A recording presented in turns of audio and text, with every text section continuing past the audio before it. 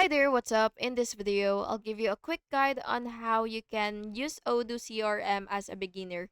So, using Odoo CRM effectively helps you to manage leads, customers, and sales efficiently. So, what you will have to do once you're here, you do have to make sure that you do have the CRM module or app. And once you have it, you will just have to click it, and then you will review your dashboards with pipelines, leads, and activities. And by the way, you do have to make sure that you have the correct version so that you will be able to actually see this feature.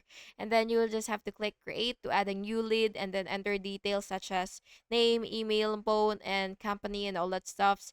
And after that, you will have to assign the leads to a salesperson, and then you will set follow up activities such as calls or meetings, and then track progress in the pipeline and move leads across stages as you interact with them. And finally, you will just have to analyze performance in reports, and then you will just have to check conversion, sales targets, and activities. So it should all be right here if you do have that apps and if you do have the full version. And yeah, that's basically how you do it. Thank you so much for watching this video, and I really hope it was helpful for you. And if it was, please make sure to like and subscribe for more videos like this. Thank you and have an awesome day.